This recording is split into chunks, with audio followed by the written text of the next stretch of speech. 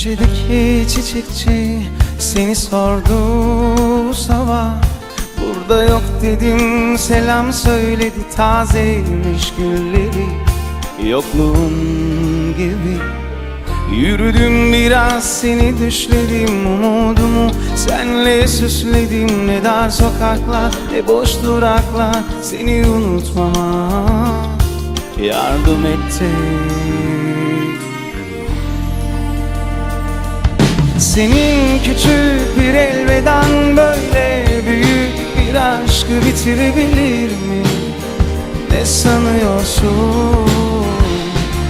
Bazen bir kaldırım taşı, bazen bir sokak çalgıcısı, yani sen İstanbul'sun. Senin küçük bir elvedan böyle büyük bir aşkı bitirebilir mi? Ne sanıyorsun? Bazen Kanlıca sahili, bazen yalnız Kız Kulesi, yani sen İstanbul'sun.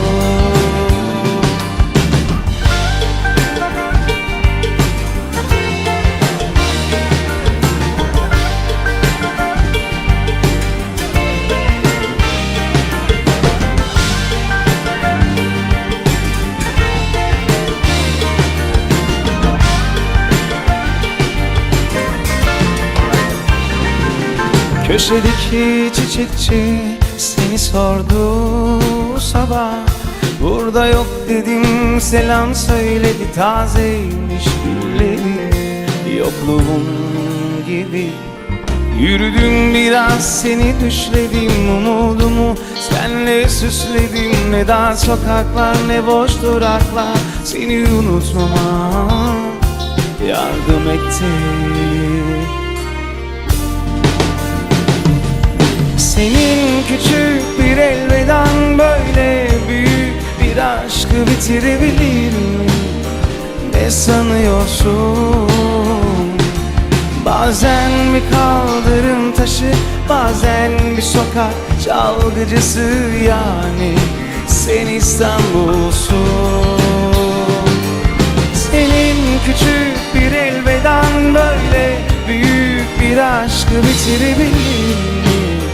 Ne sanıyorsun? Bazen Kanlıca sahili, bazen yalnız Kız Kulesi, yani sen İstanbul'sun.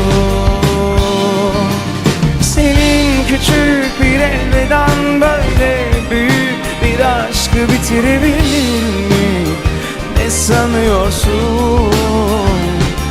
Bazen Kanlıca sahili, bazen yalnız Kız Kulesi, yani sen İstanbul'sun.